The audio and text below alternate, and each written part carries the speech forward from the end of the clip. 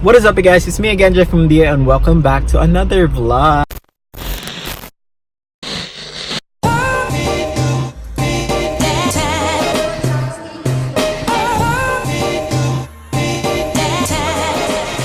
What is up, you guys? It's me again, Jeffrey Mondia, and welcome back to another vlog. And today's video, I'm back in Davao, and today I am here in Ateneo de Davao University. It's gonna be sobrang nostalgic nito, guys, kasi I went to school here. It's my alma mater, and I never came back since for 2 years na. And sobrang ayoko na talagang bumalik. Back when I was in school, sabi ko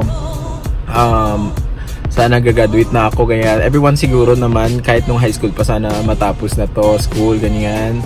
Tapos when I graduated, sabi ko, nakakapagod mag-adulting, sana may baon pa ako ulit. But yeah, we need to accept the fact. So, andito ako ulit, and I think I'm gonna show you guys a little bit din nung sa school namin, and feel ko sobrang daming memories talagang maalala dito sa loob, kasi I never came back. Kahit sa diploma ko, hindi ko pa nabalikan kasi ganoon ako ka-bitter, kasi I really didn't want to go school anymore. Tapos nakakapagod, tapos tinapos ko na lang talaga siya. Nakakapagod mag-study, nakakapagod mag-aral. Sorry for all the students, pero I miss school. I miss going out with my friends, going to class with my friends, but the studying part, not so much. Kaya yun.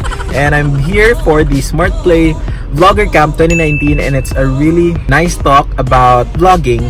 And I think I'm gonna learn a few things today, kasi I'm gonna be with some of the leading vloggers in the country. It's with Guison, Alodia, Erwan, Heussaff, and Carlo, Ople. And I think I'm gonna enjoy this kasi lahat sila pinapanood ko talaga sa YouTube. And as an aspiring or starting YouTuber myself, I think I'm gonna learn a few things din dito sa class na to. And it's gonna be for 1 to 4 p.m. I think today, and it's here in Ateneo.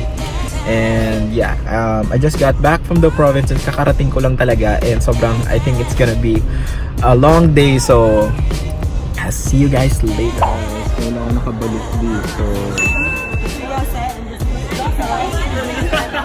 The Davao Vloggers to do.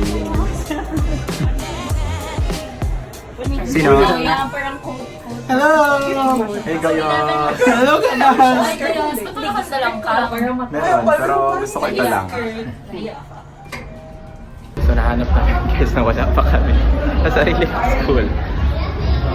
Pero may mga marshals.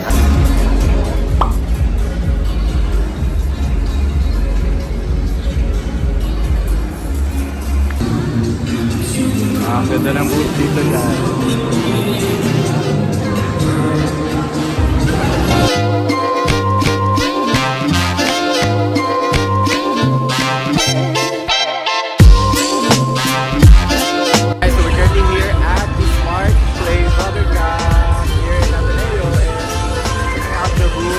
Sobrang ingay, pero sobrang init din. Always the push ko. Inaka.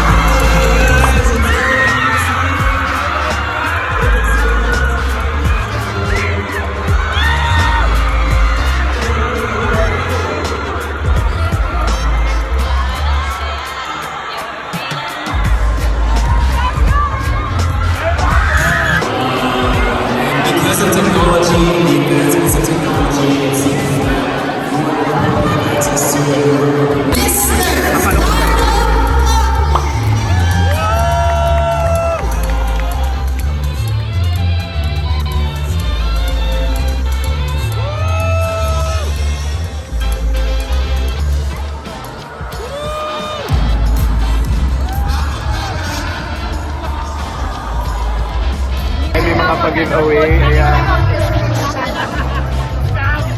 Busy sila lahat.